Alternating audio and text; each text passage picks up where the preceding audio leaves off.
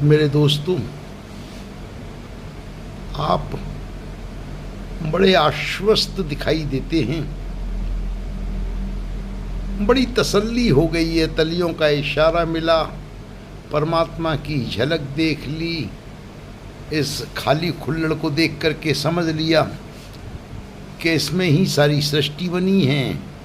सृष्टि के द्वारे गिनाए तुमको और तुम्हारी जेबें कतरनी शुरू कर दी कि बेटा कटा पर्ची, अब सेवा कर। ये इशारा सिर्फ इशारा ही था। जब गुरु ने इस इशारे से यात्राएं शुरू की थीं तो ये सिर्फ इशारा था, और ये यात्रा की शुरुआत करने का आरंभ था। झलक देखने के बाद स्वाभाविक है कि व्यक्ति इसमें प्रवेश करना चाहेगा, तो सिर्फ तलियों में झलक देख के तो प्रवेश कर नहीं जाएगा। सागर को देख करके सागर तो हो नहीं जाएगा, यात्रा तो पूरी करनी पड़ेगी। अपने कर्म और संस्कार सब विलय करने होंगे। तो ये इशारा जो है तुम्हारी यात्रा का एक आरंभ था। लेकिन जय जयकारे शुरू हो गए।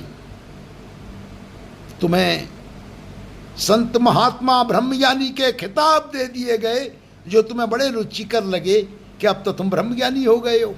माथे पे पोस्टर लगा लिया ब्रह्मज्ञानी होने का, दुनिया को दिखाना ब्रह्मज्ञानी हो गए, चुटकी बजाई और ब्रह्मज्ञानी हो गए। मूर्ख थे वो लोग जिन्होंने पूरे पूरे जन्म लगा दिए तपस्या कर करके कि उन्हें आत्मबोध हो जाए, वो परमात्मा के यात्रा के मार्ग पे चल सकें, वहाँ तक पहुँच सकें। पूरा जन्म गंवा करके भी बेचारे अतृप्त ही रहे और कभी मुंह से ना बोले कि वो ब्रह्मज्ञानी हो गए हैं। तुमने तो चुटकी बजाई और माथे पे पोस्टर, तलियां हिलाई और हो गए ब्रह्मज्ञानी। ऐसे ब्रह्मज्ञानी पैदा हो रहे थे जैसे कोई मशीन में से निकल रहे हैं आज भी। तो इस भ्रम भुले के मैं ना रहना, ये सिर्फ इशारा था। तुम में से ना के बराबर कोई भी नज़र नहीं आ रहा मुझे आज की तारीख में जो कहे कि उसने यात्रा का आरंभ किया और वो इस मार्ग पे आगे चल करके पहुंचना चाहता है वहाँ तक जो कि मंतव्य था गुरु के पहुंचाने का। दुर्भाग्य से धन की बौछार हुई, जय जयकारों की बौछार हुई, नाच गाने, झूमना गाना, तमाशे खड़े हो गए, महफिलें सजने लगीं और कारवां गलत रास्ते की ओर चल दिया। ये जब मैं कहता हूँ कि गलत रास्ते की ओर चल दिया तो वहाँ एक घटना घटती है, और वो घटना ये होती है कि गुरु की अवहेलना शुरू हो जाती है। कारवां रास्ता कब भटकता है? जब वो गुरु की अवहेलना करके मार्ग बदल देता है। गुरु कुछ कहता है, कारवां कुछ करता है। कारवां को चलाने वाले अधिकारी और रिश्तेदार कोई और रास्ता बता देते हैं। हो गई कृपा, रहमत कर दो, हो गई कृपा, रहमत होगी, पर्ची कटा, कृपा होगी। तो वो कृपा के ग्राहक बन जाते हैं।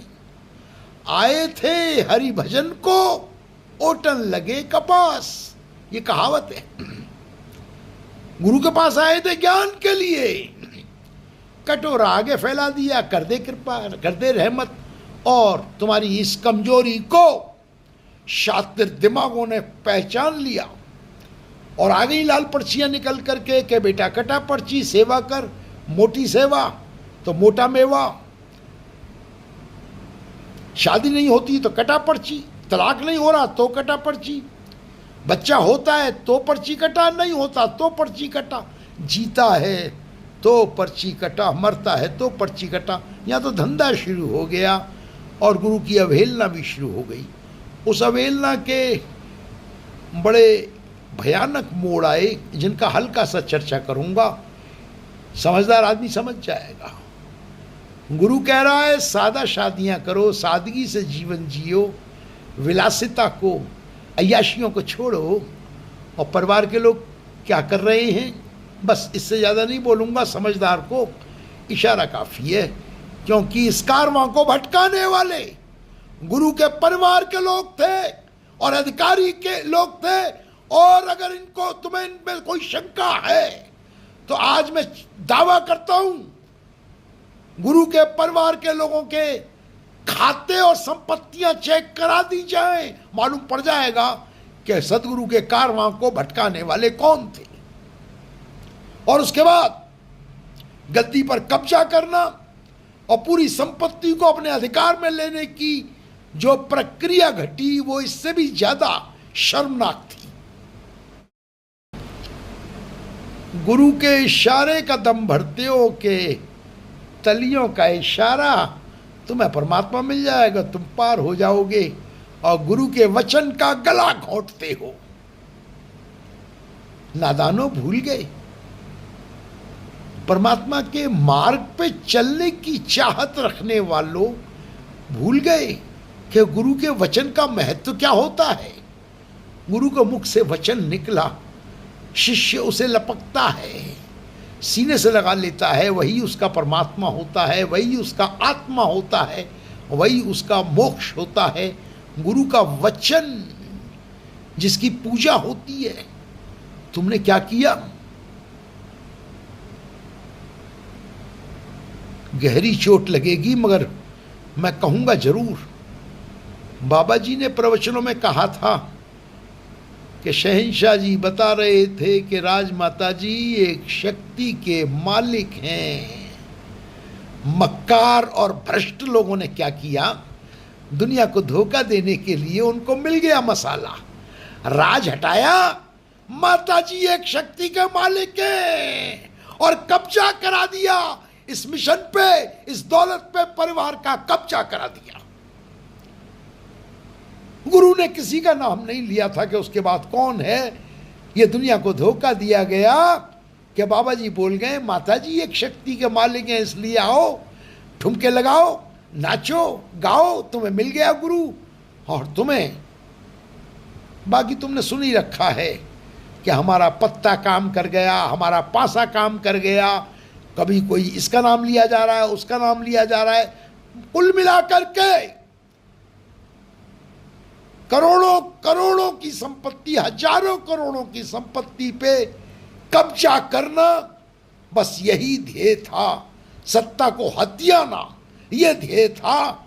और गुरु का मिशन, गुरु का ज्ञान का मार्ग बर्बाद कर दिया गया। मेरा सवाल है, जो गुरु की अवहेलना करता है वो तुम्हें सत्य के मार्ग पे ले जा रहा है। जो गुरु के वचनों के साथ साजिशन काट छांट करता है, यह गुरु का सम्मान है या गुरु का अपमान है। जो अपने गुरु के साथ यह व्यवहार करता है तो समझते हो कि वो तुम्हारे सामने नया गुरु प्रकट कर सकता है। नादानो, मूर्खो, जाल में फंस गए हो तुम। मैं हाथ जोड़ के सत्य बताता हूं, जहां झूठ और मक्कारी आ गई, सत्ता पे कब्जा करने की चेष्टाएं होने लगी, जहां साधु संतों का पैसा बर्बाद किया जाने लगा, अपनी इच्छाओं पे खर्च किया जाने लगा, उसमें घोटाले होने लगे और उस दौलत का दुरुपयोग होने लगा जो बाबा जी मना करते थे, गुरु की अवहेलना होने लगी। वहाँ न सत्य रह जाता, न परमात्मा रह जाता, न ज्ञान रह जाता, न बोध रह जाता।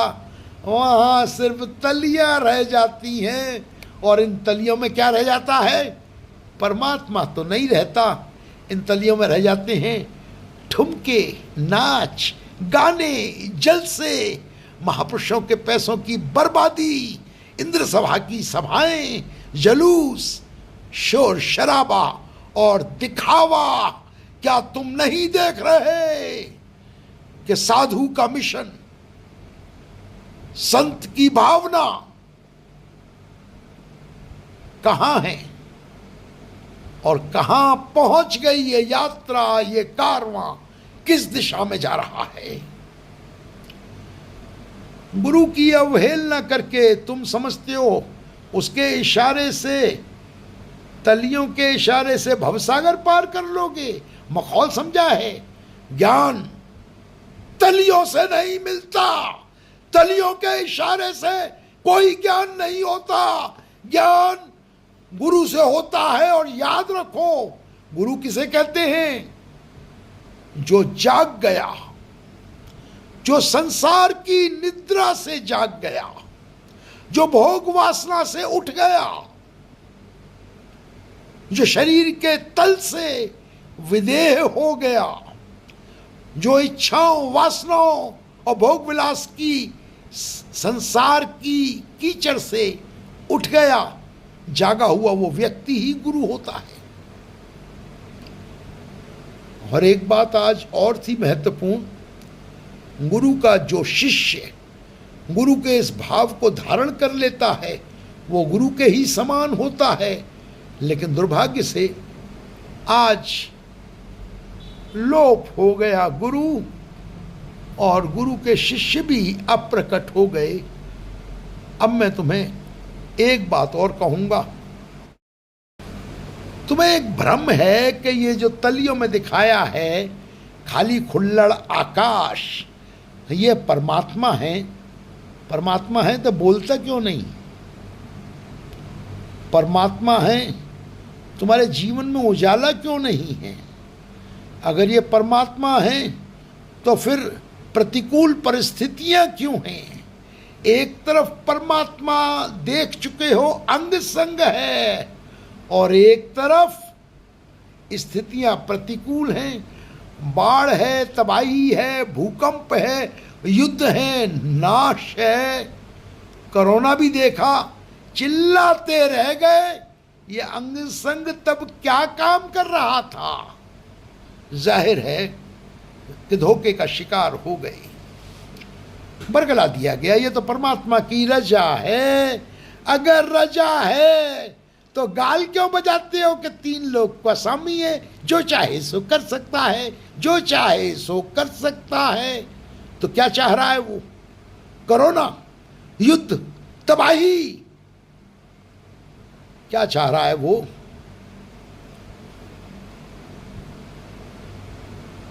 ये बड़ा महत्वपूर्ण प्रश्न है। हमने देखा था बाबा जी के समय में सर्वत्र शांति थी, अधिकांश शांति थी। जहाँ जहाँ गुरु के चरण पड़ते थे वहाँ शांति थी। और आज मैं इस विषय में ज़्यादा नहीं बोलूँगा, क्योंकि ये एक व्यक्तिगत आलोचना हो जाएगी जो मैं नहीं करना चाहता। परंतु ये मैं अधिकार से बोलूँगा कि गुरु के इशारे से पार नहीं हो जाओगे। अगर तुमने गुरु की अवहेलना की है, तुम्हें नतमस्तक क्षमा अपने गुरु से मांगनी पड़ेगी। गुरु को अपने जीवन में प्रवेश नहीं होने दोगे, तुमने निकाल के बाहर फेंक दिया है। जब तक इसको प्रवेश नहीं होने दोगे, इसके वचन का आदर नहीं करोगे, क्योंकि बाबा जी ने कभी नहीं कहा कि माता जी एक शक्ति के मालिक हैं। बाबा जी के शब्दों का गला घोटा गया, बाबा जी का अपमान किया गया। तो अब एक अंतिम बात ये कि तुम समझते हो कि तलियों का इशारा मिल गया तो ये तुम्हारे काम आएगा। और ध्यान से सुनना, जीवन से जब इस जीवन से जब परलोक की यात्रा करोगे तो बीच में एक मुकाम है। उस मुकाम को कहते हैं मृत्यु। मृत्यु समझते हो? प्रकट से अप्रकट होने के बीच का मुकाम, होने से न होने की यात्रा के बीच का मुकाम। एक इशारा देता हूं, समझदार आदमी समझ जाएगा। ये जो सृष्टि की रचना तुम्हें दिखाई गई, ये है प्रकट सृष्टि, और इसके अप्रकट होने के लिए बीच में एक मुकाम है। आज बता रहा हूं, उस तांडव को क्या कहते हैं जो पूरी सृष्टि को निगल जाता है? वो प्रलय का, महाप्रलय का ध्यान से सुनना। तुमने इस ब्रह्मांड में ब्लैक होल का नाम सुना है? मेरे ख्याल से अब तक तुम्हारे दिमाग में आ गया होगा कि ब्लैक होल का एक छोटा सा छिद्र बड़ी बड़ी गैलेक्सियों का मास और एनर्जी को निकल जाता है और होने से ना होने की यात्रा घट जाती है।